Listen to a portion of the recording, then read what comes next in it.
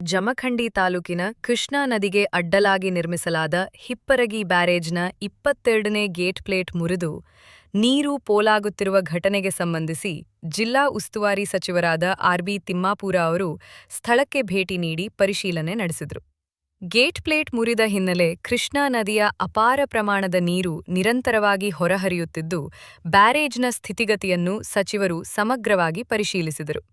ಅಧಿಕಾರಿಗಳಿಂದ ತಾಂತ್ರಿಕ ಮಾಹಿತಿ ಪಡೆದ ಸಚಿವ ತಿಮ್ಮಾಪೂರ ಅವರು ಯಾವುದೇ ಅಪಾಯ ಉಂಟಾಗದಂತೆ ಅಗತ್ಯ ಮುನ್ನೆಚ್ಚರಿಕೆ ಕ್ರಮಗಳನ್ನು ಕೈಗೊಳ್ಳುವಂತೆ ಸೂಚನೆ ನೀಡಿದರು. ಈ ವೇಳೆ ಬಾಗಲಕೋಟೆ ಜಿಲ್ಲಾಧಿಕಾರಿ ಸಂಗಪ್ಪ ಸೇರಿದಂತೆ ಜಲಸಂಪನ್ಮೂಲ ಇಲಾಖೆ ಹಾಗೂ ಸಂಬಂಧಿಸಿದ ಅಧಿಕಾರಿಗಳು ಸಚಿವರೊಂದಿಗೆ ಹಾಜರಿದ್ದರು.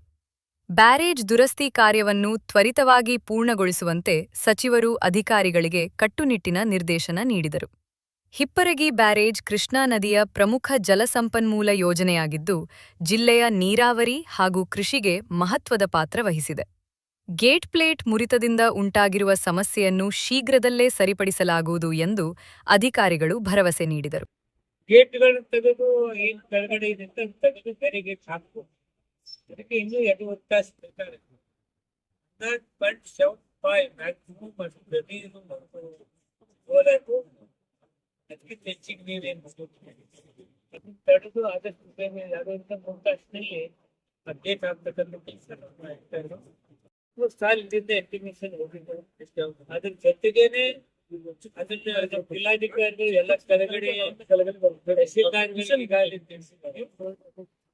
ಒಟ್ಟಿಗೆ ಆದಷ್ಟು ಬೇಗ ಗೇಟ್ ಹಾಕ್ಬೇಕು.